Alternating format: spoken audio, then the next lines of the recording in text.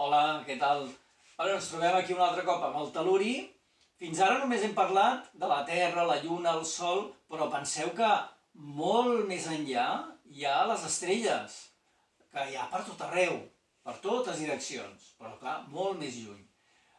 Quan les veiem, les estrelles? Mireu, quan es fa de nit. Aquesta és la posició que tenim nosaltres. Quan es fa de nit podem veure molt bé les estrelles que hi ha en aquella direcció. Però quan es fa de dia, podem veure les estrelles? No, perquè el Sol ens enlluerna i totes les estrelles que hi ha al darrere del Sol, o a prop, aquestes estrelles no les podem veure. Quan les podrem veure? Doncs mireu, hem de fer passar uns mesos, farem passar mig any, i ho veureu molt clarament. Ha passat mig any, ja no estem a l'estiu, estem a l'hivern. Mireu, quan és de dia i mirem el Sol, resulta que el Sol ens està tapant aquelles estrelles que abans a l'estiu veiem molt bé de nit. I en canvi, quan es fa de nit a l'hivern, podem veure molt bé les estrelles que a l'estiu ens estava tapant el Sol.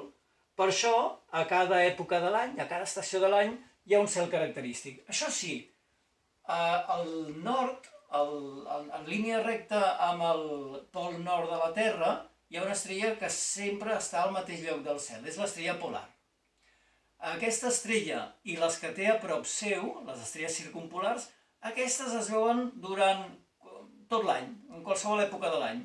Veieu, ara estem aquí a l'hivern, es veuen en aquest cantó d'aquí dalt, però quan anem a l'estiu, aquestes estrelles es continuaran veient, sempre a prop del pol nord de l'estrella polar. Vinga, doncs, fins una altra.